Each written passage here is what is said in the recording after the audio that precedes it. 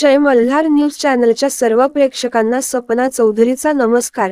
नंदुरबार जिल्ह्यातील तळोदा तालुक्यातील राणीपूर परिमंडळातील धनपूर नियत क्षेत्रात मौजे मोरवड गावाजवळ धानोरा मोरवड रस्त्यावर विजेच्या धक्क्याने बिबट्याचा मृत्यू।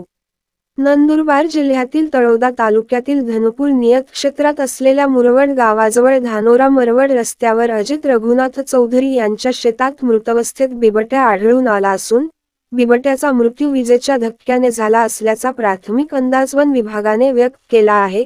3 वर्षे वय असलेल्या बिबटमध्ये असून मादी बिबट्याचे दात आणि मिशा सर्व सुरक्षित आढळून आले आहेत।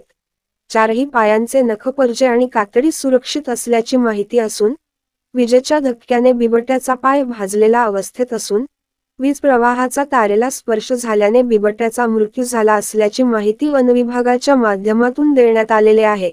सदर महत्त्व बिबट्याचे सर्व विच्छादन पशुवैद्यकीय अधिकारी तळोदा डॉक्टर अजय मोलके यांनी केले असून मृत बिबट्या प्रकरणी वन गुन्हा नोंदविण्यात आला असून शवविच्छेदनानंतर मृत बिबट प्राण्यावर तळोदा आगार येथे जाळून अंत्यसंस्कार करण्यात आले असून मृत बिबट प्राण्याची राख थंड झाल्यानंतर तळोदा शहरापासून 2 किलोमीटर अंतरावर असणाऱ्या तापी नदीच्या वाहत्या पाण्यात विसर्जित करण्यात आली असून यावेळी मेवासी वनविभाग तळोदाचे उपसंरक्षक लक्ष्मण पाटील, तळोदा प्रादेशिक वनक्षेत्राचे वनक्षेत्रपाल स्वप्नील भामरे, वनपाल राणीपूर भारती सायाईस, वनपाल राजविहीर वासुदेव माळी, वनपाल आगार शांतीलाल हिरे आणि वनरक्षक संदीप भंडारी, गिरधर पावरा, आशुतोष पावरा, जाण्या पाडवी, वीरसिंग पावरा, वाहन चालक दीपक बाळदे हे उपस्थित होते।